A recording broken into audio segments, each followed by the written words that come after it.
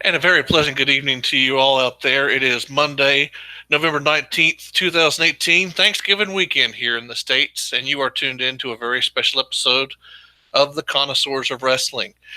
We got a great show for you here tonight. It's a subject that we've been looking forward to talking about for a while. Unfortunately, our better host, LegendsLover, the curator of the Connoisseurs, is out tonight on assignment. She's a bit under the weather. So the boys will play when the curator is away. We got George Atsaves and TakersMinion. Guys, how y'all doing tonight? Hey, team. Three-man weave. Yeah, I'm doing all right. Just a little tired from excessive painting at work today, but I got a headache from it. Let's put it that way. So, well, then you should take care of that, my friend. Oh yeah, I took something, but this is paint that supposedly has no VOCs, but yet I got a headache from it. So go figure. I got diagnosed with a sprained LCL on Friday. Uh-oh. And my doctor was like, "So you work an office job, right?" And I'm like, "Yeah." And she goes, "How did you sprain your LCL?" And I was like, "Well, doc, I was trying to pick up the extra first down, and I lowered my head and I railed into the safety, but he just clipped me from behind." And she's like, "Shut up." So she looks at me and she's like, "Stop talking." I don't know. And so, but the nice thing is the cure for a sprained LCL is a ton of Advil and rest. So I was like, you couldn't even give me like codeine or anything fun? I have to take Advil? You have to suffer with us plebes on Yeah, I was like, you couldn't give me like Tylenol 3 and then I could like sleep all day, or whatever. But I'm doing okay though. Thank you for asking. That's good. So everybody here is dinged in some way, shape, or form. Yeah. So, but you know what? We're going to soldier through because I know, gentlemen, that tonight's episode is equal parts important and somewhat reverent and definitely controversial. But as you know, here over the last couple of weeks at the Connoisseurs of Wrestling, we've been putting a spotlight on the contributions that women have made in wrestling. And, we have a big show next week that I know we're all looking forward to. Kind of harkens back to kind of the early episodes of the Connoisseurs with some of our subject matter coming up next week. But over the last couple of weeks, we've looked at some of the big names in the business, managers mostly. Miss Elizabeth, of course, our Hall of Fame inductee for the month of November. Last week, we looked at the legacy of sensational Sherry Martel. We have another manager to talk about this week. And frankly, this particular manager has a very special place in my heart. She was my favorite manager growing up watching WCW. Because she was with my favorite wrestler at the time. And boy, 15, 16 years ago, it was a lot easier to talk about this particular pairing than it is now. But you know what? When we look at the totality of her career, Nancy Sullivan-Benoit, a.k.a. the Fallen Angel, a.k.a. Robin Green, a.k.a. Woman, how most people knew her, she had quite the legacy that she leaves behind in the wrestling business. She had immeasurable respect wherever she went. People loved her to death. Ric Flair has gone on record talking about how much he loved Nancy. She had a career that spanned over 20 years in the business. She was in the business from the early 80s through the late 90s. She was a national presence and a territorial star. And, quite frankly, she was one of the most badass valets that there ever were. She just looked like she could kick your ass. And there was a certain appeal, to that sort of valet. Whereas you had a Miss Elizabeth type, who we talked about 2 weeks ago, where she was all about the elegance and the charm and the gentleness. Woman was kind of the polar opposite. She was the, shall we say, the seductress, the woman that's playing kind of on the dark side of the force, where there's, just that little malevolence in her eye, that little glint of evil. Whether she's managing Doom or Ric Flair or the Horsemen, Nancy Sullivan definitely had the perception of a fallen angel, which is what her career kind of started out with. She was called the Fallen Angel, working with her then husband Kevin Sullivan in Florida. But there was just something about her presence, guys, that just made her unique. And I think if we're looking at the continuum, Nancy Sullivan represents the next step forward in that kind of badass valet mold that we don't really see anymore. But in her era, she was very popular and very well respected, and that makes her worth talking about. So that's who we're focusing on today. The life and times of Nancy Sullivan-Benoit. We're not just going to talk about the end of her life, because we know that's just full of landmines. We want to pay tribute to her career, because her career is worth celebrating. She had a wonderful career. And Taker, I know you are a big fan, just as I was. I know you have a lot to say on this subject, just as George and I do. This is going to be one of the most interesting episodes we've ever done, because it's just such a potent, powerful episode. Well, it's funny that you bring that up, because let's see, a couple of weeks back we had the starting of the or about a month ago now, we started a program. I started another podcast, and it's called the A Night at the Round Table, and our first subject was Chris Benoit. So it's kind of interesting. So that kind of dovetails real nicely here. Woman, that's how I've always known her as. I only saw her in WCW, and she was someone that could hold her own from what I remember of her. I mean, she was a great manager, great valet. She was able to interfere. She had some of the greatest, the whole feud with her, her Benoit, Kevin Sullivan, and Jacqueline was some of the best stuff out there. And watching those two being basically strapped together, and Jacqueline and Nancy being strapped together at the wrist, and then hitting each other and using the strap on the men. Hey, she was all equal opportunity kick your ass. What would you think about that, George? I always thought she was incredibly compelling. I always thought she was incredibly, more than compelling, riveting. Like, you talk all the time about not being able to take your eyes off someone. Yeah. You couldn't take your eyes off her. Yeah. Even when she was managing Chris, who is one of the best in-ring workers I'd ever seen, you couldn't take your eyes off her in the back. Nope. She was in the background, excuse me. She was a wild animal, a feral, wild mage, for lack of a better term. Just barely trying to hold her sanity together with both hands. Like, she was what Dean Ambrose dreams that he could be in terms of a character, Yeah. And yeah. I'm not bashing Dean. I'm just elevating her. I'm not saying that, he's bad. I'm just saying she was that good. Yeah. Does that make sense?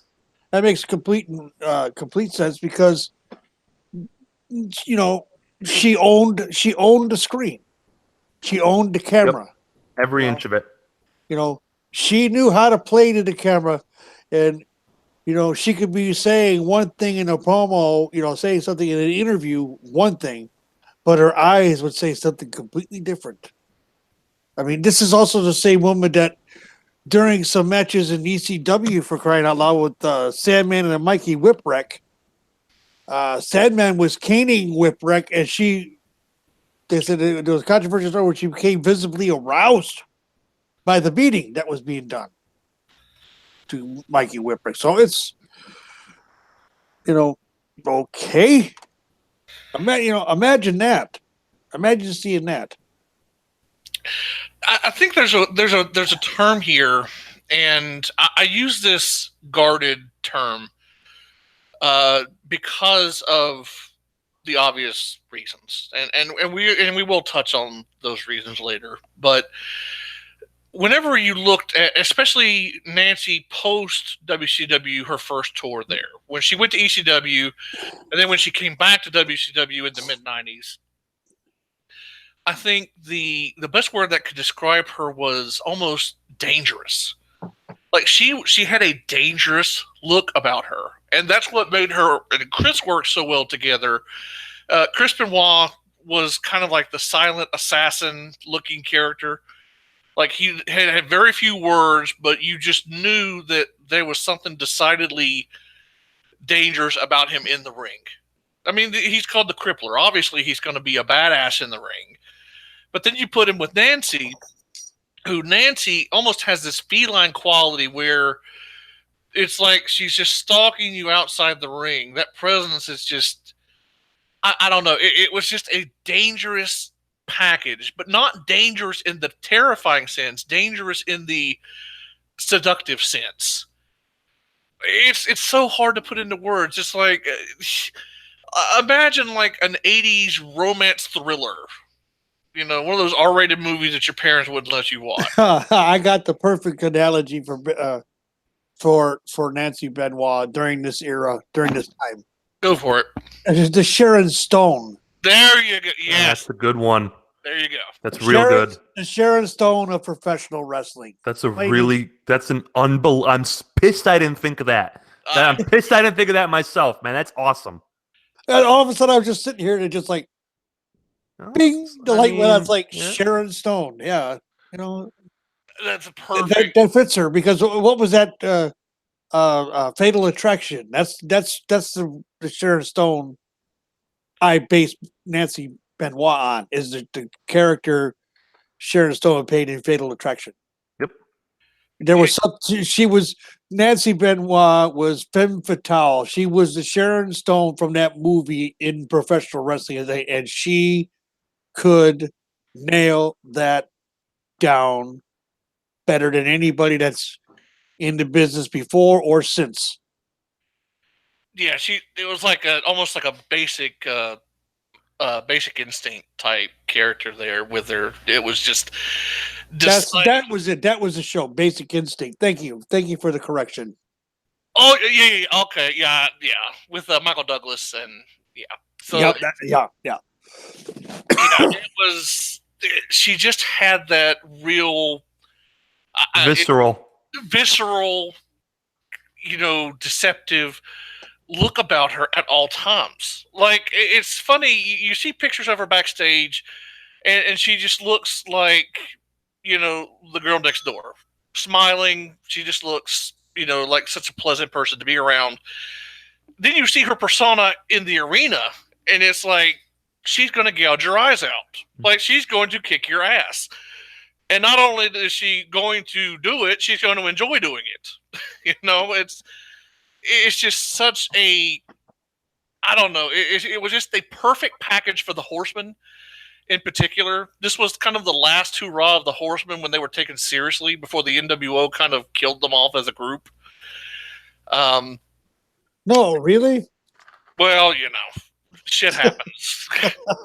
I live right smack dab in the middle of Horseman country. We suffered the death of the Horsemen, about as painfully as we did the Hornets the first time. But it was just something else. That feud with Kevin Sullivan, and I think we could probably just go ahead and kind of touch on this out of chronological order, because I think there are so many interesting stories that we could tell over the years that there's no real sense in just doing it chronologically.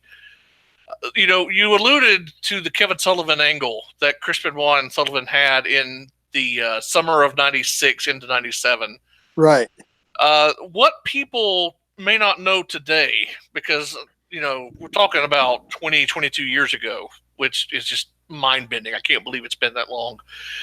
We're over 20 years removed from this feud. This feud was based on a very real life incident. It it was basically the Matt Hardy edge of its time. Although I would argue much more impactful, much more meaningful. It had a much broader consequences than the Matt Hardy and Edge angle did. Well, at the time, Biff, if I'm not mistaken, at that time of this whole feud, Nancy and Kevin Sullivan were married, and Yes, he was the booker, and he basically set this whole angle up, and actually had those two traveling together, staying in, sleeping in a motel together, all the things, to forward the story in kayfabe. Yeah, he booked his own divorce. He booked his divorce. Yeah, that's a famous line that it has. He booked his own divorce because over the 10, 11 months that it went on, an affair actually did start between Kevin and Nancy, or between Chris and Nancy. Yeah. So let's lay out the basic storyline for those that weren't watching at the time. What we had going on really as far back as 1995. The Four Horsemen, this iteration of the Horsemen, which we just talked about momentarily ago as the last serious incarnation, they had formed around the core group of Ric Flair, Arn Anderson, and Brian Pillman. Chris Benoit had come in as the fourth member after the fact, but it was Halloween Havoc 95 where Flair turned on Sting because, that's what Flair does. Arn Anderson and Brian Pillman and Ric Flair just kind of reformed the Horseman unit, and it had a lot of promise. But what wound up happening, Brian Pillman was dealing with a lot of personal issues at this time. Brian Pillman, of course, had gone through quite an uphill battle to get notoriety in WCW, and it was a constant struggle for him. He had a slew of injuries that he had been dealing with. Of course, he would have more when he had his car wreck and shattered his ankle. And he also had the heart issue that wound up taking his life prematurely. Pillman was not happy in WCW. Even though this Horseman unit was really clicking and was really looking like it could be something special. So what wound up happening, Pillman actually double-crossed. It's an unbelievable work. Yeah. It's such a work. So, if I may. Go for it. Pillman wanted one last payday because he knew he was beat up, and he was a little man in a big man's world. And he had years of not only wrestling but football just wearing him down. So didn't he play for the Bengals? He played for the Bengals. He played for some Canadian teams. He was a defensive tackle, a very undersized. So he was just getting worked on every play. He was just a beat up man, and he wanted one last payday. And he had an offer from Vince McMahon, a fully guaranteed contract in hand. Problem was he was under contract with WCW. So he goes to Bischoff and he says, Eric, let's do a storyline where you release me and I go to ECW and I trash the company and then you bring me back, and then we can go from there. And Eric said, sure, that's great. Let's do that. And he goes to ECW. And then Pillman says, Eric, we have a problem. And Eric goes, what's the problem? And he goes, Dave Meltzer and the dirt sheets know that I wasn't actually released. The dirt sheets know that I'm still working for WCW and that this is a storyline. You're going to have to actually release me from Turner Employ to prove, to really work over the boys and work over the dirt sheets. I guess it's not even a work if he's actually being released free and clear, But I'm using the word work because it's the best word I could think of. Bischoff said, "Oh, go on." It's like a shoot work double shoot cross. Yeah, and Bischoff said, "Yeah, that's great. Here's my secretary. I'm actually releasing you from your contract. Blah blah blah blah. 90-day non-compete. Blah blah blah. But none of it matters because you're going to come back and work for me. I'll just re-sign you." And then Pillman said, "Okay, peace and love." And then he went and signed a real contract with Vince McMahon once he was free of all obligations from Ted Turner and WCW. It's fucking brilliant. Yeah. Until Pillman got drunk or high and then crashed his Humvee and shattered his ankle. Wow. You know? But he still was able to get, because he was such a compelling promo and such a compelling character, he was still able to be used by the WWF at the time. We should do a Brian Pillman episode We really down should. the line. Yeah, just thinking about that. Because just that story, the way I've outlined, and that story a lot is the absolute Cliff Notes version. There's so much more. But you could do an entire episode just on that incident. It was convinced Bischoff to release him for real to work the boys. Yeah, so he can get over. So he could get over, and he can get paid more from Vince McMahon. Smart man. What's the one thing I talk about? All that matters is the mile and the money, right? That's right. You know? And he outworked he outsmarted Bischoff. Oh, absolutely. And the best part about this whole deal, and I say best part, I would maybe choose a different word, not call it necessarily the best part, but the most interesting part was he was in the middle of a feud with Kevin Sullivan, who was wrapping up his Dungeon of Doom angle. They were trying to kind of find an out for the Dungeon of Doom. It would eventually just come down to Kevin Sullivan just feuding with the Horsemen. But it was Kevin Sullivan in the ring during Brian Pillman's last match. And Brian Pillman, of course, had the famous shoot moment where he got on the microphone and he said, "I respect you, Booker Man," and left. And people are like, what the shit just happened there? Nobody understood what was going on. It was one of the earliest. Arn Anderson in a golf shirt came out to try to salvage it. Yeah. And so it was bizarre. And so Kevin Sullivan, who was doing the booking for WCW at the time, Eric Bischoff was in charge, and Sullivan was booking for him. Sullivan was tasked with transferring the heat off of Pillman onto the rest of the Horsemen. And the idea that he came up with was to work with Chris Benoit. And so this is where we get the famous, he booked his own divorce. What he wanted to do, everyone kind of knew that woman was the real-life wife of Kevin Sullivan. So the idea was that Kevin... First of all, talk about outkicking your coverage. Yeah. Good on you. Good on you, Kevin. Well, he's got that Boston charm in him, I guess. Yeah, I guess. That or he found the right voodoo curse in his tour of Singapore or wherever. Yeah, whatever. But hey, go on. I'm sorry. But no, he wanted to create the illusion that Chris Benoit and his wife, Nancy, were having an affair, which would be the impetus for a feud between Chris Benoit and Nancy. But as you mentioned, he wanted to work the boys and make it seem like this was really legitimate. Kevin Sullivan had that old school mentality where if it wasn't based in real life, it wasn't nearly as interesting. It would have worked fine, except for the fact that he had them travel together. And when you have, two people traveling together, staying in the same hotel together constantly, pretending to be having an affair, it makes it very easy to actually have an affair, which they did. And so Nancy wound up leaving Kevin Sullivan, and she would eventually marry Chris Benoit.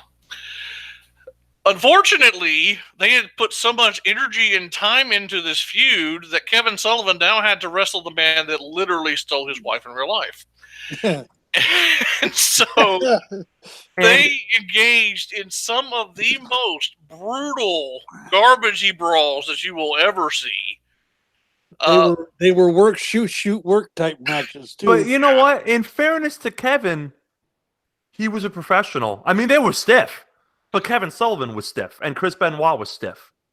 And they were never reckless. They were never unsafe. They never took liberties with each other. No, they were stiff as hell, but every Kevin Sullivan match is stiff as hell. They didn't potato each other. No, exactly. Like they were just stiff, brutal matches, but that was how those two worked in the best. I can only imagine in the collar and elbow, in the lockup, hearing them talking to lockup. Well, How I would love to have been the referee on that match, because hearing the talk in the ring between those two. you talk about, like, you think Magnum TA and Tully Blanchard had vitriol towards each other in the 80s? These guys, I mean, they were taking knife-edge chops that Marufuji would be proud of over in All Japan right now. Or that Walter would be. Or Walter would enjoy, yeah. So, but you know something? It's interesting how time and perspective changed on this. Chris Benoit at this point in time was an internet darling. Like, if you are a younger fan, let's say you're 15, 20 years old, okay, and you've only been paying attention to the internet wrestling scene for the last 5 or 10 years, you have to understand the love that Becky Lynch has now. That kind of cult of personality was all over Chris Benoit online. Chris Benoit, and I'm not immune to it, he was my favorite wrestler. He was legitimately the person that got me back into wrestling in 1996 when I had started to fall away. So I was one of them. I was a cult follower. He had a literal freaking cult of loyal supporters who thought he could do no wrong. And so at the time of this feud, there was always this animosity on the part of the fans, at least the hardcore online fans, towards Kevin Sullivan. Because Kevin Sullivan was always in charge of the booking. And there was this perception that Chris Benoit was being held back. And you put 2 and 2 together, well, he's holding him back because he stole his wife. And I think now, because of how it all ended with Chris and the time allowing kind of the wounds to scab over a little bit, we get a deeper appreciation for what these two guys went out and did. Kevin Sullivan deserves way more credit than he was given at the time for this feud. Yep. Because it was a potent, powerful feud. One of the most memorable undercard feuds in the history of WCW. And it really innovated kind of the garbage brawl that would dominate the Attitude Era. Yeah. The WWF, it would become kind of a template that you would see propagate WCW a bit. Biff, you made mention of this early in your piece here, but the whole thing that's going on here, the Kevin Sullivan, Chris Benoit, Nancy Sullivan woman, I guess you could say the woman angle, was actually done before the Edge, Matt Hardy, Lita triangle. I believe it was 2. I would believe it was 2 years before. And Vince saw how it worked, and figured out how to book it. And boy, it worked in WCW and gave birth to the Attitude Era. That was the beginning of the Attitude Era for WWE. I mean, those matches were just so pervasive in their influence in the style. So vicious. Yeah, that was strong style before strong style existed. Well, they were able to suspend your belief as to, did these guys really despise one another as much as they say so in their promos and how they act towards each other in the ring? And to be honest about it, and Kevin Sullivan has said this, no. Because there was no animosity between the two of them whatsoever. He knew that his marriage to Nancy was already falling apart. He knew. He even said that. He even says that now. But, they worked so well with it that they made it. It was almost believable that, and Kevin Sullivan has, the fans bought it, the boys bought it. All the people in the back bought it because they'd have a sellout at the curtain every time those two would go in the ring. And this is, like you said, a mid-card feud. And they'd have a sellout at the curtain. Yeah. Okay. You got, Kevin Sullivan throwing Chris Benoit down a flight of stairs in the arena at a time period where that didn't happen. And fighting in a bathroom. Fighting in a bathroom. They'd be covering in the women's bathroom, Tony. Yep. So, guys are standing there at the urinal with their what's in their hands, and these two are fighting each other. Like, Yeah, I mean, if Kevin everything Sullivan was worked. shrink- Kevin Sullivan worked everybody on that angle. Everybody. But you know what? Everybody it was bought it. it was a strange era It really where everybody tried to work everybody, and guys were so preoccupied with we got to work the boys, we got to work the fans. They didn't realize that like 1% of the wrestling fan was online, and they didn't like. The problem with doing a work shoot is that your casual fan doesn't care; they just want to watch good wrestling, and your hardcore fan knows it's fake, so you're not working them anyways. So like, what are you doing? You know? Yeah. to his credit, to Kevin Sullivan's credit, it was a very interesting feud, and I don't remember him ever winning any of the marquee matches with Benoit. No. No, I don't believe he did. I think Benoit went over pretty much every single time. So I think, hindsight being 2020, especially I can speak for myself. My views on Kevin Sullivan have dramatically softened over the years. I have come to appreciate him infinitely more for his knowledge about the business. And that's another name that could probably have his own episode, given the big career that he had, Kevin Sullivan, that we could do in a future episode. But you know what? It was just such an interesting feud. A woman was at the center of. Of course, this is also the feud that introduced Jacqueline. If you remember Miss Jackie from the Attitude Era, she kind of made her debut on the national scene here as Kevin Sullivan's replacement for Woman. And so Woman and Jacqueline would spend the matches, strapped to each other ringside, and they would be beating the crap out of each other while Kevin and Chris would be beating the crap out of each other in the women's bathroom. It just went all over the place. It was just wild and crazy for that era. Yeah. But there's other angles that we could look at. We mentioned her turn at ECW when she was working with Sandman. We could talk about that a little bit. Probably the most famous angle she took part of before the Kevin Sullivan-Chris Benoit feud was her debut in the NWA in 1988 and 99. You want to talk about really putting the screws to somebody? Poor Rick Steiner. Poor Rick. Rick got it bad, but that was the angle that pretty much introduced not only her association with Ric Flair, but also the tag team of Doom. A very well thought of tag team from kind of the late golden era of NWA tag team wrestling in 89 and 90 and 91. In a great era of tag team wrestling, they still stood out. Yeah. Butch Reed and Ron Simmons. Mm-hmm. Such a great tag team. I will admit the masks were kind of Yeah. But just the actual tag team. I mean, you're talking about just an ass-kicking tag team. The Bludgeon Brothers done right, basically. Yep. They were just highly athletic. You'll get no argument from me there because and for those of you that don't know, Ron Simmons, aka Farouk,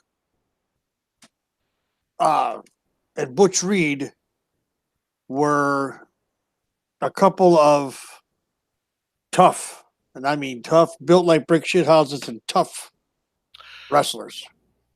Yeah, My kind of guys. Imagine Bobby Lashley type body with more hair.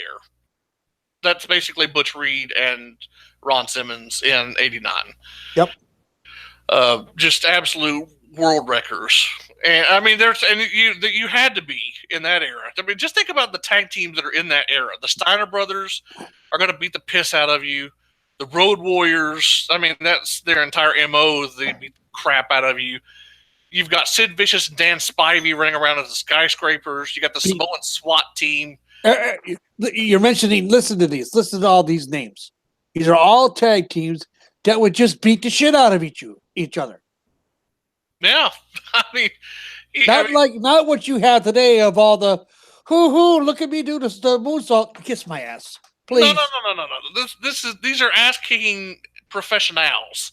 Yes. You got the Skyscrapers, the Road Warriors, Doom, the Steiner brothers. Terry Gordy is back with the Freebirds, and of course Gordy gives you the ass kicker of that unit. And then Steve Williams is working with the Midnight Express all summer in trios matches, so there's another ass kicking edition, and Dr. Sting. Death, Steve Williams. Jesus. I mean, this was Jim Ross. This was Jim Ross's pornography. Okay, this was his red tube. This was his U-porn of wrestling. It was nothing but suit bone rights. And Wait a minute. Time out. Did you just admit something to the class there, Biff? that Jim Ross watches porn. No. You mentioned 2 websites. I've heard of them.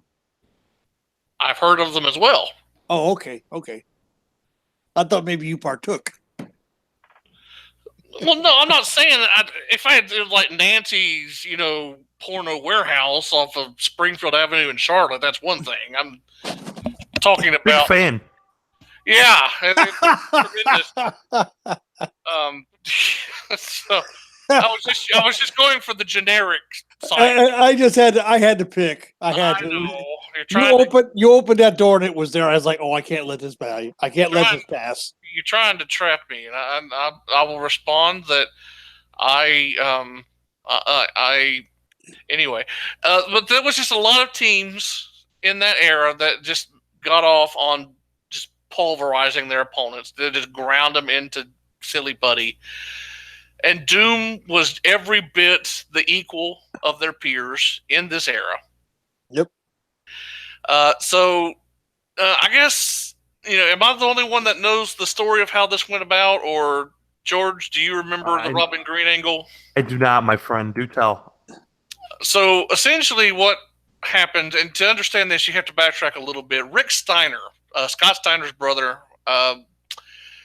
he was enormously popular as this lovable goofball character.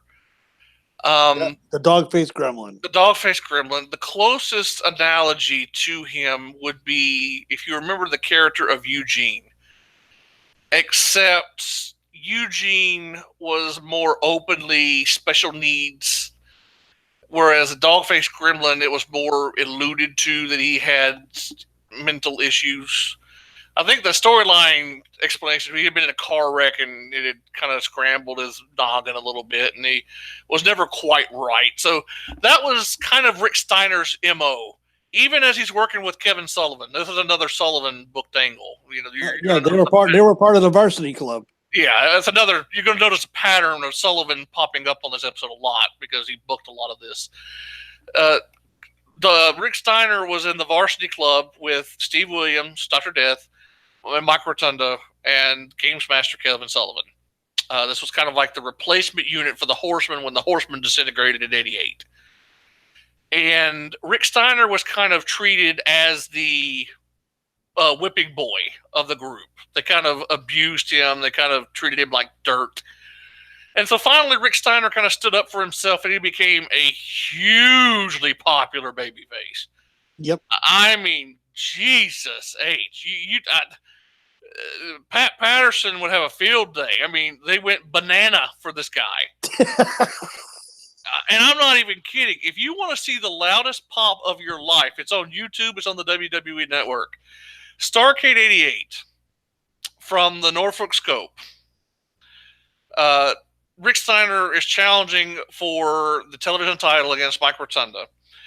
And Kevin Sullivan is in like a cage at ringside. He can't interfere. Dr. Death comes out, rings the bell before the time limit expires. Everybody thinks that Rotunda has screwed Steiner out of the title. Here comes Tommy Young arguing with Teddy Long. And the referees agree, they're going to restart the match, and the heels are all verklempt. And then Sullivan tries to tie up Rick Steiner. Rotunda charges. He hits Sullivan and knocks himself silly. Steiner covers, and one of the great visuals in NWA wrestling history. Tommy Young and Teddy Long hit stereo 3 counts at the same time, and the Norfolk Scope shakes. It literally, the hard camera, is shaking. Is shaking because these crowds are jumping up and down. And the ring announcer, whoever's got the timekeeper at the ring bell, is having an orgasm. He's just banging on this bell at like 80 miles per hour. And Rick Steiner is cutting laps around the ring. The fans are jumping up and down. They're losing their shit. It's just insanity. So that's how popular Rick Steiner was. He was just organically over as this lovable, dog-faced, gribbling goofball that people resonated with. And he wouldn't be TV champion for long, but this kind of established the legend of Rick Steiner so that when his brother Scott came in, a ready-made pairing, the Steiner brothers, of course, they're one of the greatest tag teams of all time. So, having established Rick Steiner's part in this, Rick Steiner has a fan at ringside. She is every bit as nerdy and dorky as he is. She's got like the pigtails. She's got like the braces on her teeth. Her name is Robin Green. And she's basically Rick Steiner's biggest fan. And over weeks on TV, they start building up the idea that Robin Green and Rick Steiner are going to go out on a date. And it's a very famous. Yeah, I remember all of this. I remember this stuff. I absolutely remember it all. And I'm sitting here giggling with you, Biff, because you remember what's coming. Yeah. yeah. Rick Steiner and Jim Ross, who is helping Rick Steiner prepare for this date, are in his hotel room. And they're waiting on Robin Green to get there. Well, Robin Green transforms herself from the nerdy, dorky superfan to Sharon Stone in Basic Instinct. Yeah. Okay, she's got the hair all done up like the hairspray of the 80s, where it's like she just looks like $1 million. Now, I'm not judging her on her appearance. She was an amazing promo. She had an amazing presence. Okay, but now that we've said that, Nancy Sullivan in 1989 was a freaking smoke show. I mean, she was hot as the surface of the freaking sun. Yep. Okay, she's just absolutely freaking gorgeous. And she's got this, like, revealing dress on and this sultry, dominatrix look about her. And Rick Steiner messes in his pants. And it's Jim Ross has, like, a champagne bottle and the cork flies out popping because Jim Ross is like, holy shit, look at this. It was all a ruse designed to humiliate Rick Steiner. Yep. Because the innocent, naive Robin Green was actually the evil woman. And this is where woman really comes into focus as this evil heel manager. She brings in her own tag team of Ron Simmons and Butch Reed to just lay waste to everybody. And they do a damn good job of it, too. I mean, they had some memorable feuds with the Steiners. They had a memorable match with Ric Flair and Arn Anderson, kind of a heel versus heel match that was not exactly common at that era at Starrcade 90.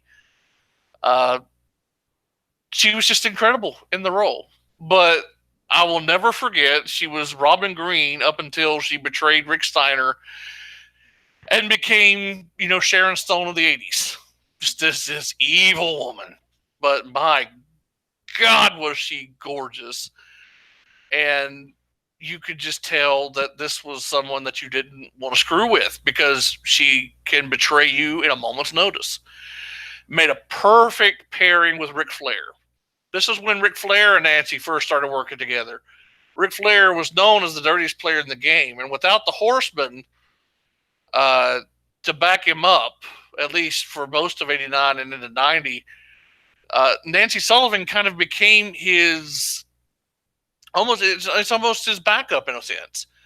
He didn't have the Horsemen to rely on, not a stable unit like he had in years past. So he kind of relied on Nancy Sullivan to kind of really help the character work get over in 1990. And, it was a wonderful pairing.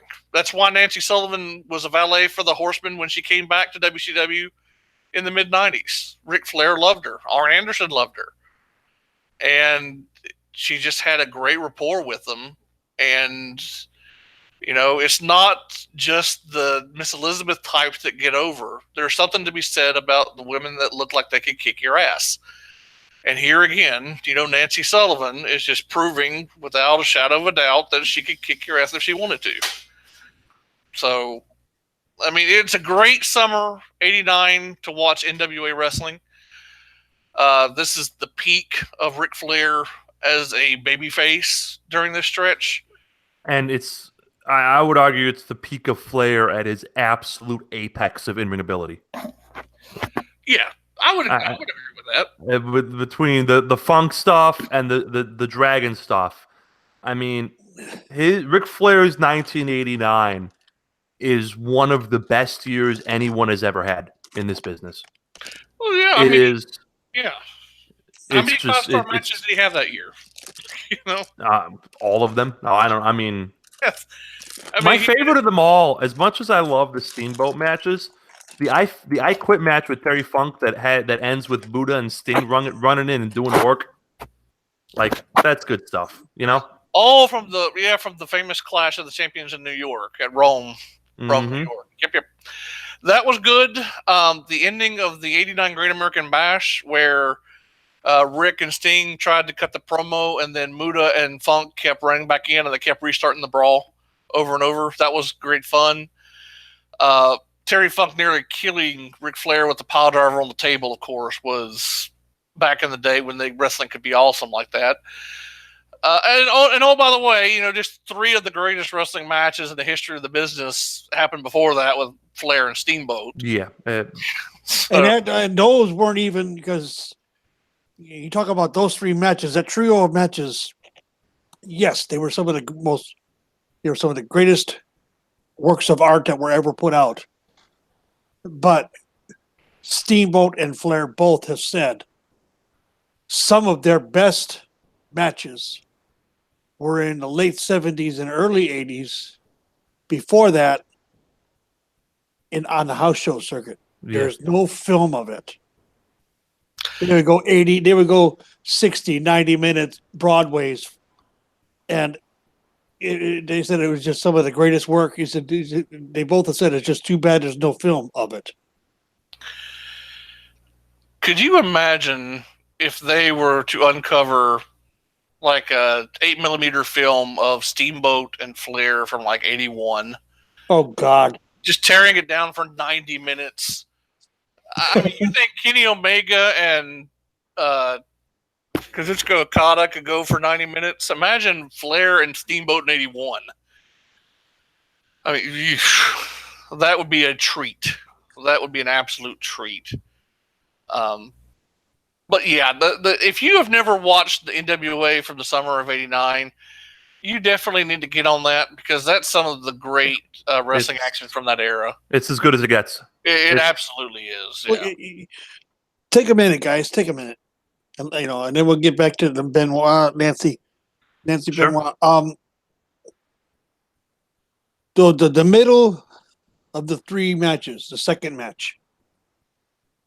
Look at the tempo that those 2 did, Steamboat and Flair, and it didn't go down. It started fast paced and went for 60 minutes of them going 150 to 200 miles an hour in ring. It never stopped.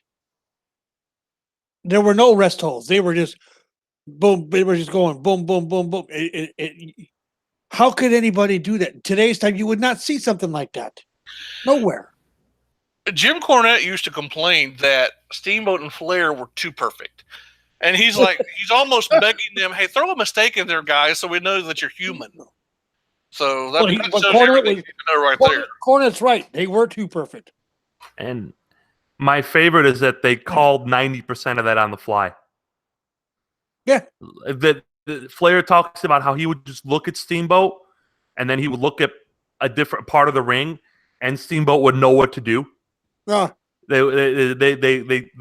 talk to each other through their eyes, and they would when they would do the knuckle locks to start a match, depending on what part of the hand Steamboat squeezed, that's when Flair knew when to power out. Like, I mean, that's like next level shit right there, guys. Like, you know? Those guys, all you had to tell them was, okay, Steamboat, you're going over. And that was it. It was Jedi mastery level. Yeah, it was. Ric Flair. You know, and we got to do we got to do a show on this guy sometime. Ric Flair was the master, the Obi-Wan Kenobi of calling a match in the ring and reading a crowd and knowing what the crowd wants and when it's the best time to give it to them. Ask Sting. He would tell he would get him in the corner, no chop, no sell my chop. And Sting was like, why? He goes, just do it. And the crowd would go absolutely ape shit. It's Ric Flair. He knows. It was truly a special era. Just an incredible era to watch as a fan. It is.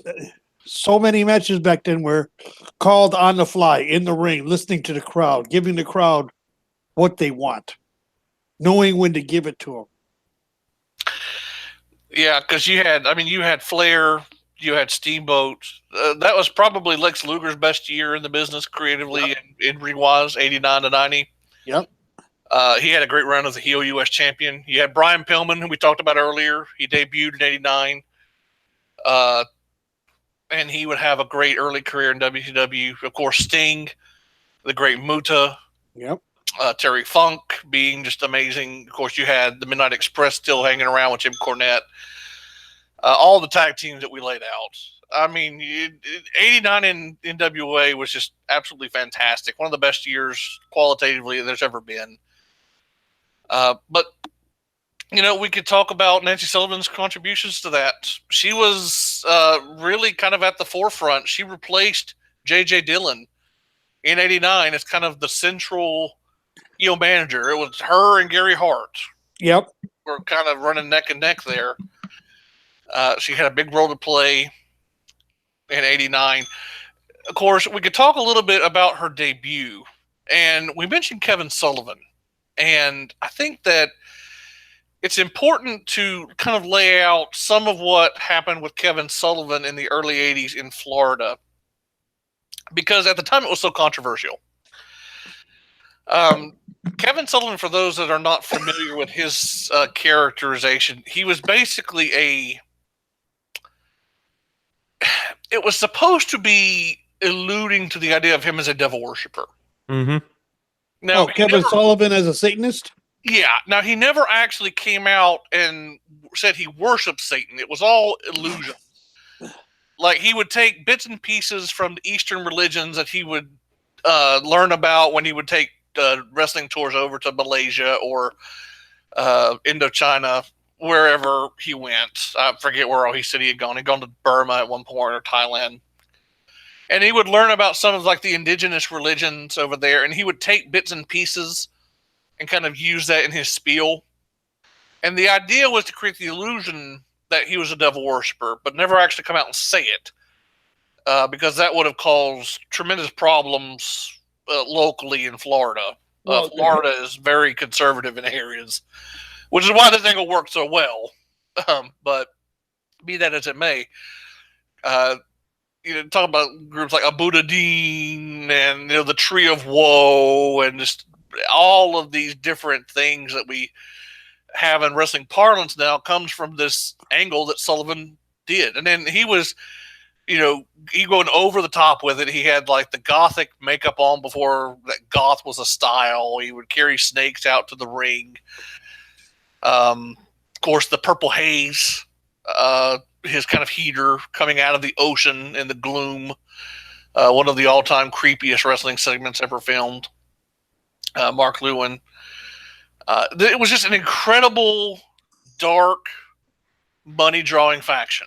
They went to war with Dusty Rhodes down in Florida. It was one of the last big money-drawing angles that Dusty had in Florida before he jumped to Crockett and kind of took over in Mid-Atlantic. But this is where Nancy kind of gets her break in the business. She's married to Kevin. She is very photogenic, and so she becomes kind of a valet for the group, the Fallen Angel.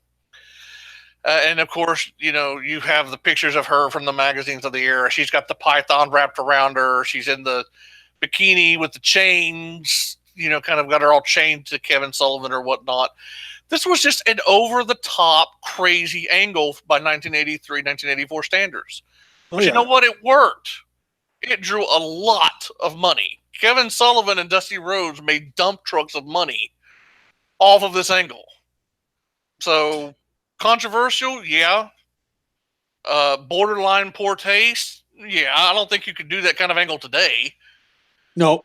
For reasons, but the SJWs would have a fit today. They would be like cultural insensitivity because of the picking and choosing from the Eastern religions, obviously. Right. But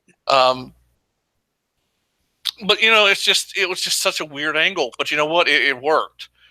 It got them over. Kevin Sullivan got over as a national star based on that work in Florida. It worked out well for Nancy Sullivan because she became one of the most recognizable valets in the business over the next couple of years. Mm-hmm. George, I want to get you to jump in here a little bit. I know that you are around the same age as I am, but I don't know that we were watching WCW at the same time. Did you have a lot of exposure to Nancy in WCW, or did you kind of come by her work after she had retired from the business? I came by a lot of it after the fact. And it was when I was patching in the gaps in my wrestling knowledge. I was like, oh, I need to watch this. Someone would say, hey, you haven't watched, you got to watch the 1992 Halloween Havoc. It's great, or it's terrible, but either way, you need to watch it. And I was struck by her after the fact in a lot of cases. In every case, not even a lot of cases, in every case. So I missed it all as it aired, but I saw a lot of it afterwards. And like I said earlier, it was just so unique and it was interesting, and it without being hokey. Yeah. And it was in the hands of a lesser person, it would have died a million deaths. Like the reason This Is Your Life worked the first time is because The Rock and Mick Foley are really, really, really good. And they've been trying to recreate that for 15 years, and it's been really, really, really bad every time, And a lot of that is with Sullivan and Benoit and Nancy, is that the three of them played their roles to perfection. And if any one of the three hadn't, if Chris wasn't, the take no bullshit assassin that he was portrayed to be, it wouldn't have worked. If Sullivan wasn't the rambling witch doctor that he was portrayed to be, it wouldn't have worked. And if Nancy wasn't the wild woman that she was, it wouldn't have worked. If any one of those three weren't there, the angle would have fallen apart. Yeah, it would have. You got Benoit right, Chris, Sullivan right. I was waiting for you to say and Nancy, woman, being the Sharon Stone of the bunch, because there again, she was the glue, though, guys. She was the glue that tied it all together. Yeah, she held that. She was the ultimate prize in that feud. Well, look, this is where you have to really clarify, and you have to be very careful about how you word certain things, because you could say this now and it sounds like an insult, but it wasn't an insult. It was the style of character, and it was playing off of this facet that is what made her such a unique wrestling personality, because no one else was like this at the time. No. She was not a sleazy character.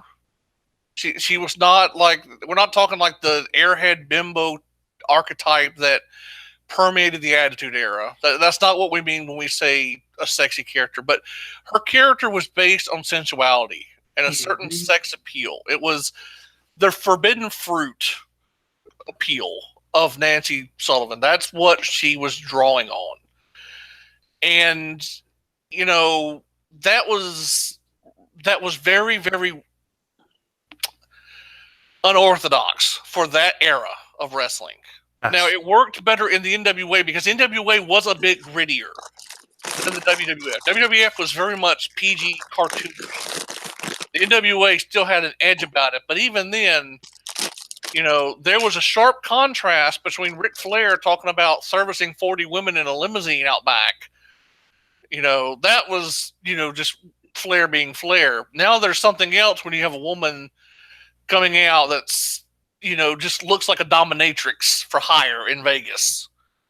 Okay. It was a sensuality was a part of the package. Like it was almost, I'm trying to think of the character from mythology, like the sirens.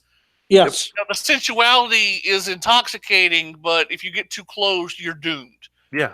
Which is exactly why the tag team was called Doom. It was playing off of that mythology. She was like a siren. That was the gimmick. And it worked so well. And you say that in 2018, and it's like, oh, so they were just objectifying her. No. That's not it at all. It was master manipulation with body language. And with just this icy, cold stare. You said what I was thinking right there, Biff. Nancy Benoit, the character, not the person, the character, was a master manipulator of everybody she was around. That was her character. If she's, and I hate to say this, I'm not going to. If one of the apostles was in a wrestler in WCW or NWA at the time, she would have been able to manipulate him to do his bidding. Oh, Doubting Thomas would have been screwed. Yes. Doubting Thomas is going the way of Judas. Okay, so yes, I mean, that was her character from start to finish.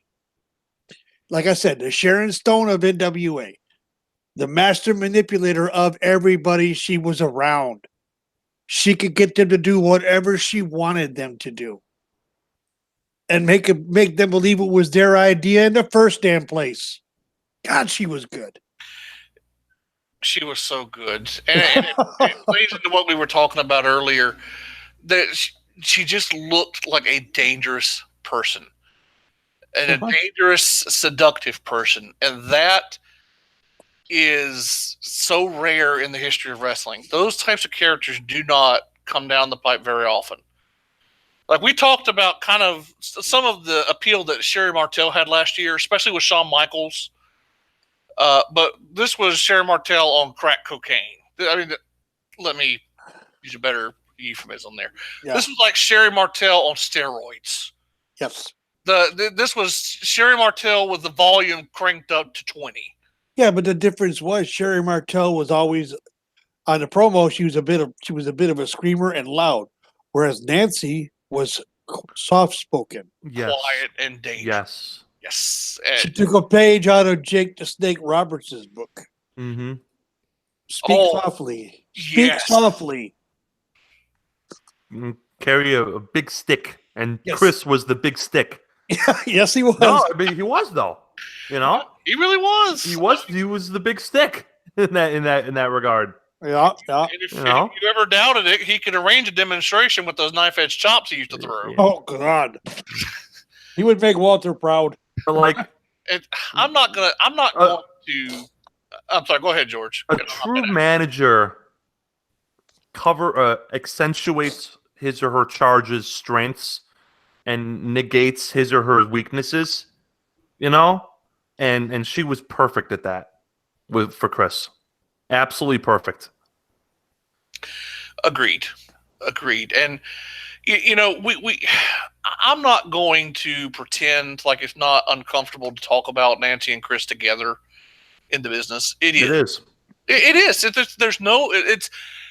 I have made peace with the fact that there were probably circumstances, medically speaking, that made it an unavoidable tragedy. Like, it'll never stop being a tragedy. It'll never stop being painful as a fan. It'll never stop being controversial. The rawness of it has subsided a little bit over the years as we got more information. And we knew, there was a very strong chance that Chris Benoit was dealing with severe traumatic brain injuries back before we even knew what that was. The medical field has come so far in identifying, the dangers of recurrent brain trauma in the ring. and just some of the tissue samples that they recovered from him, showing the brain of like an 85-year-old dementia patient. Yeah. Thank you, Christopher Nowinski. God bless Nowinski for all the work he's done. For the wrestlers, for the NFL football players, for hockey players, just for any contact sport. Yeah. It's thank God that we know more today about concussions than we did 10, 15 years ago. Yep. So it was a different era. We didn't understand these things. Hindsight being 2020, does that excuse what happened? No. Does it make it hurt any less? No. But while I can't say that I enjoy watching Chris Benoit matches like I used to, because I don't, I can at least appreciate what they brought to the table in that time, because I used to be such a huge fan. And I scoured the internet. I was trading Golden Boy tapes out the yin yang to find all of his work from Japan or from ECW and in WCW and in the WWF when he jumped with the Radicals. Okay, I appreciate the talent that he was. Yeah. Nancy and Chris together is one of my all-time favorite pairings because they meshed so well. They were money. It was such a great unit. Like they were meant to be together. And that's what makes it so painful given how it ended. It was almost, too perfect to last. The perfection they brought on the wrestling screen did not mirror whatever was happening in their domestic life. And no amount of wrestling goodness will ever supplant the tragedy of what happened to the real life people. Okay? We're talking about families that were irrevocably destroyed by that day, of that series of days in 2007. So it wasn't worth all of that. But as a wrestling fan, just from a pure subjective critique of the art that they created together, because wrestling is an art form, I have rarely seen a better pairing do it better than Nancy and Chris. They were perfect. And it made Chris Benoit that much more powerful of a performer. It made him that much more popular a performer. I used to actively search out the old WCW pay-per-view tapes because I knew that Nancy Sullivan was going to be on them. Because that was Chris Benoit at his best at WCW. Yep. I personally, even though he wound up winning the U.S. heavyweight title in 99 and the world championship for a cup of coffee in 2000, I don't think he ever reached the levels that he had again as to when he was with Nancy Sullivan.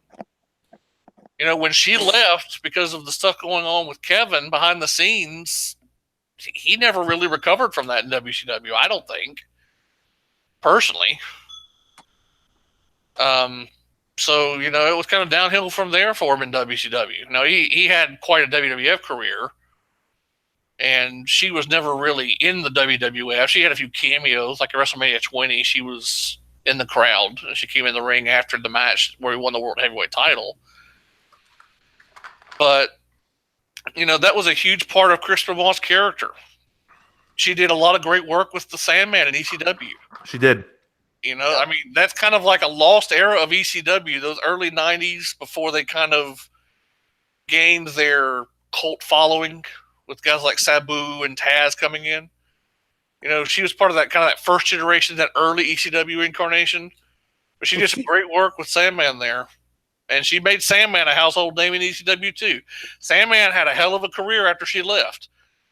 And you will never convince me it wasn't in part because of what she helped him do while she was there. She made him a star. Once again, think about it. We're talking about Nancy Sullivan-Benoit. Okay. Once again, a female wrestling manager / valet / seductress, whatever you want to call her, was instrumental in creating someone's career and putting it on the proper track and making them a household name. She did it with Chris Benoit. She did it with Doom. You know, Bush. Well, one of the two made it as a household name, and Ron Simmons. She did it with Chris Benoit.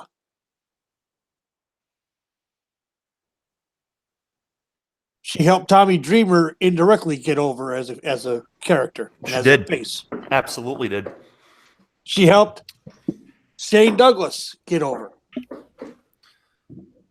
You know, hell, she even got help Mikey Whipwreck get over. So, I mean, she indirectly, you know, if we were to actually look at all the wrestlers' careers that she's touched, directly and indirectly, it would be utter amazement as to what she has done. At least I would be amazed. I don't know about anybody else. No, it's a stellar career, and that's one of the reasons why we wanted to focus on her career tonight. You know, we've just been covering the highlights. I mean, we could go into more depth if you wanted to. We could talk about the work she did with the Horsemen in '95 before the Benoit feud with Sullivan kind of kicked off. We could talk about more of her work with Doom and Nitron, the famous bodyguard angle that they had to bring in for because they were getting so much heat. You know, we just skimmed the surface of the devil worshipping angle in Florida. You know, we could track Kevin Sullivan and Nancy's path through the territories during that era. You know, we brought up her career in ECW. You know, the thing that we wanted to do tonight, more than anything, I think, and this is where, you know, that sort of reverence kicks in. Nancy deserves to be remembered for her career and what she meant to the business. Mm-hmm. Nancy should not be remembered solely because of the way she died. That is what we wanted to do here tonight. We wanted to show, you know, wrestling fans that may not have known much about her. She's more than just a statistic. Yeah. More than just a victim of domestic abuse gone catastrophically to its extreme. She's more than the person that was murdered in 2007. She was a vibrant, colorful wrestling personality that made a lot of stars, that produced a lot of quality television over the years, that had a lot of fans, that was respected not only by the fans but by her peers in the business in an era where women were not very well accepted in the wrestling business. No. Not for any positive reasons, at least. This was, you know, very much a kind of a dark era for women in wrestling. And she earned the respect of her peers by sheer force of willpower. I mourn the fact that Nancy Benoit is not here with us in 2018. I wish beyond all, if I could go back and give anything, to have Nancy and Chris still here in 2018, sharing their memories of wrestling and their expertise, working down with the trainees in NXT. I mean, you talk about just a wealth of knowledge that they both could share. It's just such a tragic loss for the wrestling business, and such a tragedy for those families that were affected. But I don't want to just focus on the tragedy. I want to celebrate her career and her life because it's worth celebrating. Mm-hmm. She is every bit as important to the wrestling business as Sherry Martel was. You know, while Sherry Martel was getting it done up in New York, you know, Nancy was getting it done in Tampa and Atlanta and Charlotte. Okay, she was getting it done at the same time that Sherry Martel was, and she had just as big of an impact. But the difference was she didn't have the coverage. No, she. And go ahead, George. What strikes me as sad is after Chris Benoit marched through the gates of hell in June of 2007, all of the coverage and all of the oxygen was about him, and so little of it was about her. Other than that, and their son. Yeah, that's other another. than their deaths. So when she was murdered and their son was murdered, their lives themselves were an afterthought. Mhm. It was just everything was about their deaths. So their lives got lost in the shuffle. Which Does that is make sad. sense? Yeah, Yeah, that is. it's It a always sad. struck me as something very sad. Sad's a great word for that, Takers. It's a sad state of affairs for the media in general. But I mean, come on, Meltzer, you didn't even do anything for her after this. All you did was you were the first one to come out about the roid rage, Meltzer, Okay. which it turned out to be had nothing to do with it. He had an enlarged heart due to steroid use, though. Right, but he had all the markings of steroid use. Yeah, but they said it was roid rage. That was the first thing that came out. And Meltzer was the perpetrator of that. None of that has to do with none of that has to do with Dave is not why Nancy Grace said what she said. And no. I'm not saying that, but I mean what I'm saying. Look, I understand in 2018 it's bashing Dave Meltzer is the thing to do. I'm not and bashing. a lot of it he has earned. I've never liked him from the get-go. I understand that. And I understand that a lot of it he has earned. He's got to eat some shit. But the man covered this tragedy better than anybody in terms of mainstream media. Issue after issue after issue. And interview after interview after interview. So if you want to bash him for anything else he's done, hey, it's Godspeed. He's a grown man. He can do whatever the hell he wants. But it just seems misguided that you would choose to do that now for something that he didn't really do. Because you don't like him. Like, that doesn't seem fair to me. No, I see your point now. I will just drop it there. Again, he's got to eat shit for everything he's done, but don't make him eat shit for something he didn't. Do you know what I'm saying? I'm conceding the point, George. Okay. Biff, you were going to say something. Well, when it comes to Meltzer, I'm not going to pretend like I know what he was and wasn't thinking. I think if there's one thing that I could throw into the conversation, and both of y'all are going to be completely cognizant of this fact because you both lived through it, so you know exactly what I'm going to say before I even say it. In the immediate aftermath of the murder-suicide, we were all scrambling for anything that seemed to make any shred of sense because it was just so shocking.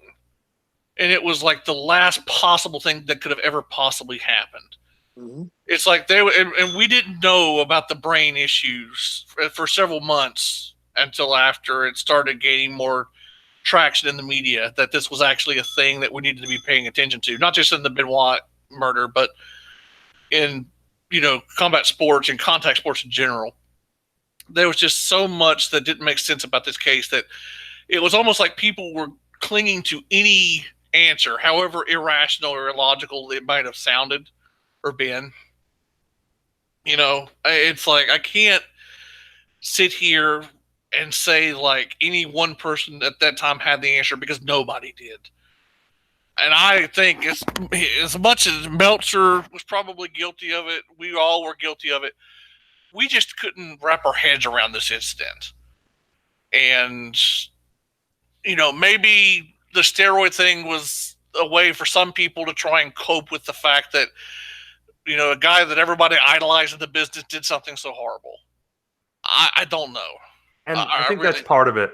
If it wasn't Chris Benoit, Hall of Fame worker, if it wasn't Chris Benoit, internet icon, if it wasn't Chris Benoit, guy, darling of the internet wrestling community, if it wasn't Chris Benoit, guy who people cried when he won the title, if it was, I don't even want to name a name, if it was just some guy who did this, it was Joe Schmuck. Yeah, if it was just some dude who did this, You're not getting the kind of lionization that you got. No. And I think probably the closest comparison, and this is not even a comparison, but kind of like, I guess, the most applicable scenario would be someone like a Buck Zumhofe, who was nowhere near as respected as an in-ring worker, didn't have nearly the following, was just kind of a journeyman type performer. He did some horrible things in his life, and he'll spend most of the rest of his life in prison as a result. We're talking about someone that, he did his terrible things, and it was, it's things we don't discuss. Let's put it that way. Yeah. What he did is something we will never. I'm not going to say never. That we won't ever talk about, discuss, or even name on. I'm pretty sure we can all agree name on this show. Period. There are crimes that need not be. Yes. Discussed. They're that heinous, and yes. And so you see someone like that, and it's like, what an evil person. Whereas Chris Benoit was thought of as this, hero figure for wrestling fans, this idol that overcame backstage politics through the sheer force of his talent to forge a great career. And, he has a son and a family, a wife that he's supporting. And it's like the perfect, wrestling smart darling that just flips, and it just turns on a dime, and then nobody can understand what the hell happened here. I remember I had been. This was right during the period where I had suffered a lot of personal losses. I had lost a friend, the grandparent, and my mother, all in the span of a month. And I was having a rough day that day. Did not have any contact with the outside world. We had a group of friends that came over. We sat in my front room all afternoon. We were just talking. And then someone said, "Hey, it's almost time for Raw to kick on. You want me to pop on the TV?" I'm like, "Sure." And the first thing I saw was In Memory of Chris Benoit. And my jaw hit the freaking floor. Blindsided. Even more blindsided than I was when Eddie Guerrero passed away. That, in and of itself, the fact that Benoit died when he did, was shocking. When the news started filtering out that, hey, this was a murder-suicide, that he had killed his wife and child, that elevated it from, this can't be happening, to, okay, there's got to be something deeper here. There's got to be something that they're missing. This is not possible. There's a difference between improbable and impossible. That the fact that Benoit and his family were gone was improbable. The fact that Benoit had murdered his wife and child and then committed suicide, that was impossible. You just couldn't wrap your head around that. It took months for people to kind of come to terms with that. Some people never did. There are people to this day that never came to terms with that. You get online and you will still see people that worship the ground Chris Benoit walks on, refuse to believe that he had anything to do with his family's death. Yeah, there's that rumor out there, or not rumor, but conspiracy theory out there that Kevin Sullivan had a contract out on Chris Benoit. Yeah, that they found DNA of someone else in the house. They couldn't explain that, and it's like, oh, somebody else was in the house, so he didn't do it. It's like there are people today that still don't wrap their heads around it. I've gone public with my opinions on this. I say this, Chris Benoit was a victim as well. At the end of the day, over the years he was in the ring, and what he did to his body for our entertainment, ladies and gentlemen, he was a victim of his own success. He had to keep pushing the envelope higher, raising the bar. He raised the bar so high that in the end, it cost him and his family their life. And I'm not condoning what they did, but I'm saying that I'm not condoning what he did. This happened only 11 years ago. It seems like it's been a lot longer. It happened in 2007. Here we are near the end of 2018. So it's been almost 11 and a half years. And I will say it. I've said it before and I will say it again. Yes, Nancy was a victim. Their son was a victim, but so was Chris. So was Chris. Well, it's no different. And you guys may agree with me or not. I don't care. It's no different than someone dealing with cancer. The family are a victim too. In this sense, the family were victims of Chris Benoit murdering them, and then Chris was a victim of himself committing suicide. I'm not giving him an excuse. I'm just saying that's how I feel about it. He was a victim in all of this as well, because of what was wrong with him medically. You know what? I mean, we all process this in our own way, and I don't think there's any right way or wrong way to process it. I mean, it's whatever allows you to find peace over it. I mean, I was a big Benoit fan. It took me a long time to find my peace over the whole deal. So it is what it is. But we definitely want to make sure that people, especially younger fans who didn't have firsthand knowledge of her, recognize that Nancy Sullivan is more than just a statistic. She should be celebrated for her contributions to the wrestling business. And Chris Benoit, I mean, you don't have to celebrate Benoit, but you can respect what he did in the ring. He was one of the all-time greats in terms of in-ring work. The way his life ended doesn't change the body of work. It may change how we appreciate it or view it, but I'll never take that away from him. I'll always respect him as a worker because he was one of the best of all time. I think, George, you would agree with that, because I do. Yeah, he's on the list in terms of in-ring workers. He's easily top 20, maybe top 10. In terms of the bell ability, he could tell stories in the ring, unlike all but a select few people. And it took me a long time to watch a Chris Benoit match after his murder-suicide. And even today, I'll watch a match and he'll take like a chair shot in the head and my skin will crawl. Mm-hmm. Yep.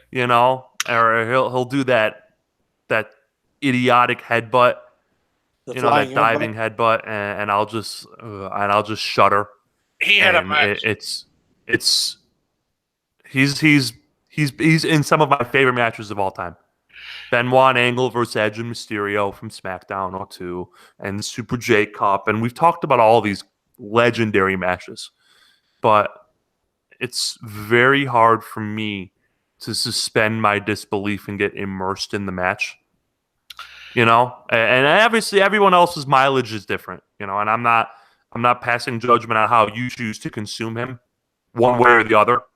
But for me, there are times in the matches where it's just like, oh, yeah, I'm done here. I can't do any more of this. Completely understand. It's something that really resonated. He had a match with Edge that ended with Edge hitting him in the back of the head with a brick. And I think it was 2005, must have been. And I remember watching that, and the exact same sensation that you described. Yeah. It's just like, oh God, I really wish that I hadn't have seen that, because it just, obviously he's not getting hit serious in the head with the brick, but still, there's only so many ways you can protect yourself from a brick. Yeah. It's just he wrestled, the illusion of it. It's just he wrestled. Joe, go on, Takers. It's like I did another podcast, and the topic was WrestleMania 20. Okay. And I saw Chris Benoit do the headbutt. It's like, no, just no. Knowing now what we know, it's like, no, people, no, just no. The brain is a very fragile thing. Very good word. I couldn't think of the word. Great word. And this business, and I spoke about this on Thursday. This business chews you up, and Yep. there's no need for you to do anything stupid, anything more dumb than you already need to do. I mean, yeah, Chris Benoit was one of the masters of work rate before work rate was a thing. It's true. It absolutely, just he was exceptional at his craft. Guys, I'm gonna let you talk for just a moment. If you'll excuse me for just a moment, when I come back here in just a few minutes, we'll wrap up the show. Any closing thoughts that y'all may have? Sure. We have our special little surprise that we're going to do here tonight. Well, we do. We certainly do. Minutes. Let y'all give some closing thoughts on tonight's topic. Yeah. Go ahead, George. Your closing thoughts. The way I've always viewed Chris and I don't, it's like you take a jewel and you hold it to the light, takers, and you twist your hand and it shines a little differently, and you twist your hand again and it shines a little differently as it catches different parts of the light. And sometimes you get a white light, and sometimes you get a green light, and sometimes you get a purple light. You know what I'm saying? Yeah. That's how I've always looked at Chris. You hold it up, and you get a white light, and then you turn it a little bit, and it's a little different, and it's all based on how you look at it. But one of the reasons why I'm glad we did this show, and I thought you and LegendsLover and my co-host Chris were sensational when you guys talked about this 3 weeks ago or whatever it was, is everything has to be in context. And you said it really well a little bit ago. But one of the things I loved about Nancy was how personable, charismatic, intelligent, savvy she was. And she did the one thing every manager needs to do, and she made her charges better. They were better at wrestling. She got them over. She got them where they needed to go. And that's really the name of the game when it comes to a manager. Yeah, that is the name of the game. And that's what I look back on when I think of Nancy Benoit. Yeah, me too. I think of her getting everyone over. I don't look at what happened. I think that's a great way of putting it. I don't look at what happened at the end of her life.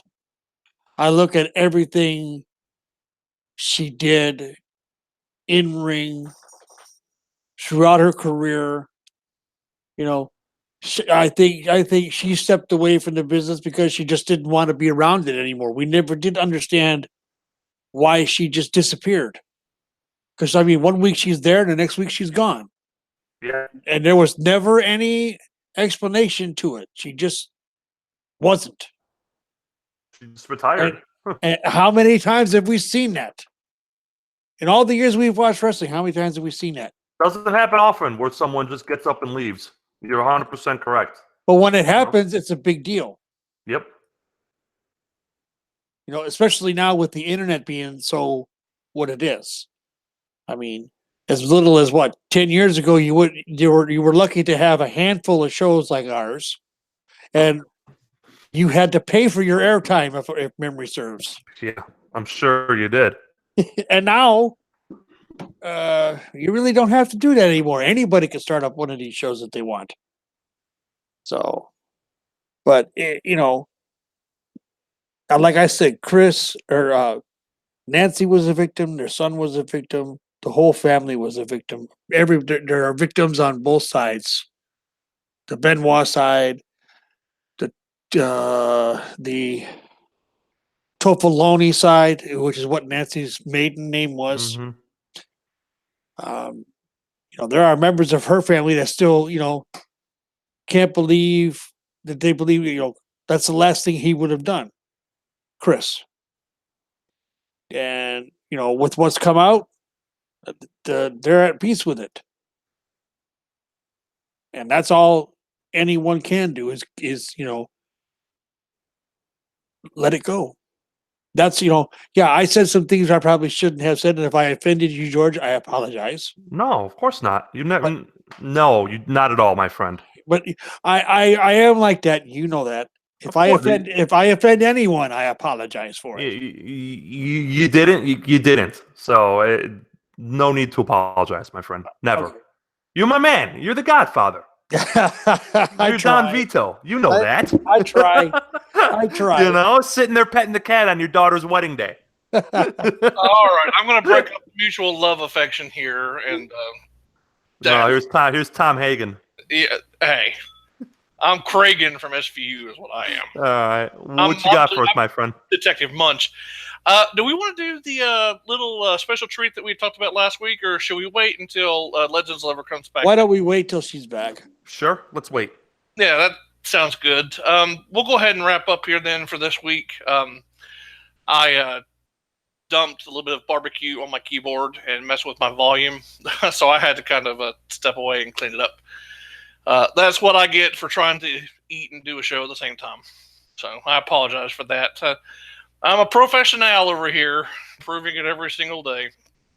George, you're a something, my friend. I'm like the drunk Howard Cosell of the connoisseurs. George, where can they find you during the week? Twitter and Instagram at Atsaves, G-A-T-S-A-V-E-S. My show is Thursdays, 9/8 Central. My show's Twitter feed, where you can get all our information, is at 2guys1sport, the number 2 and the number 1. But Thursday being Thanksgiving, we're not going to be on the air.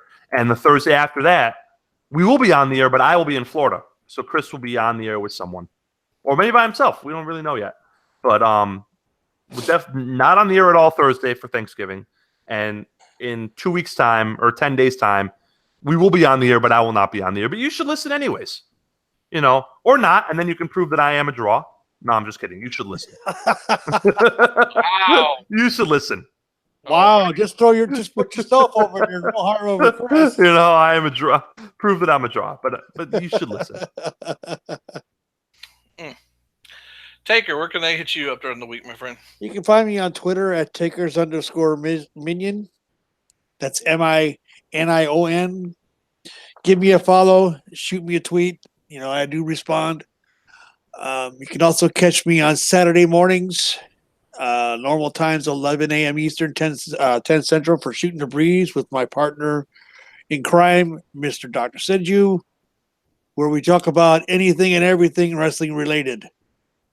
We're going to probably have a show to basically destroy this weekend's Fast pay-per-view.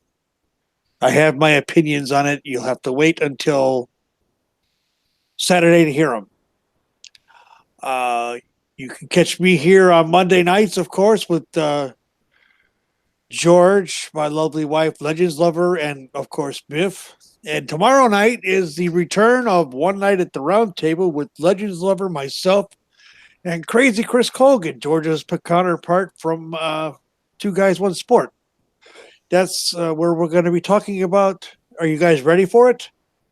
I'm ready for it. CM Punk. Ooh, and his legacy and what negative effects he's left on the wrestling business, wrestling and UFC in general. I will be listening, my friends.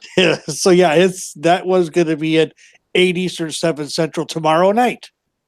It's our once a month deal, and starting December 1st, this show, along with Two Guys, One Sport, Grounds for Development, Shooting the Breeze, are all going to be on Twitch under the banner of Los Ingobernables, the podcast. So keep your eyes out. We'll have links posted to get you guys there. If you're a part of Twitch and you want to listen, give us a follow over there. It's Los Ingobernables, the podcast, one word. And you can find us there. Give us a follow. And Biff, where in the hell can they find you?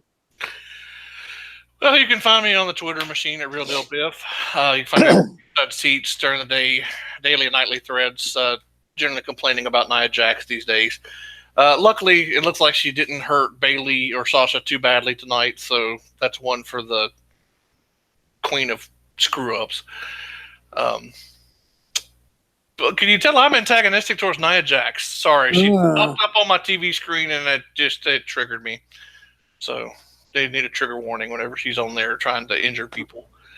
Connoisseurs of Wrestling Monday nights, obviously Grounds for Development with Greg the Hold, a.k.a. the Saskatchewan Spinning Nerve Hold. Great guy. Going to have a lot of fun talking about the Cruiserweight title match and NXT TakeOver. It was a great show on Saturday, so looking forward to covering the highlights with him. Special thanks to Adam Rice for being with us last week as we did our little preview show. So hopefully we'll get Adam back on one day soon to cover the review as well. And that's pretty much it for this week's episode. We got all our plugs in with our personal contact stuff. We will be moving to Twitch in December. So definitely head over there, subscribe to the channel, all under one banner, so you don't have to worry about subscribing to 18 different Twitch channels. It's all in one convenient place for you. It's going to be a nice little platform for the LIP family to kind of get their stuff in. If you like what you hear here, though, please subscribe to this channel while we're still here. Pound that like button. Leave a comment. Let us know what you think. Of course, all our contact information is in the info box if you need to go back. Want to find us on Twitter or email the show. Always love to hear from people that listen. Thank you so much for tuning in tonight, guys. Been a great show. Hopefully LegendsLover gets to feeling better. We'll hopefully see her back next week right here on the Connoisseurs of Wrestling. We've got a very special episode. Be sure to be there next week, Monday, 8 p.m. This has been a requested show by multiple people, including our friend Chris Colgan from Two Guys One Sport. George, your tag team partner, he's personally requested this. A couple other people have requested this as well. So going to be a great night next week. Be here or be hexagonal. Connoisseurs of Wrestling, we are off the air. Gentlemen, been a pleasure. Have a great week. Y'all take care. Good night, everyone. Good night, team.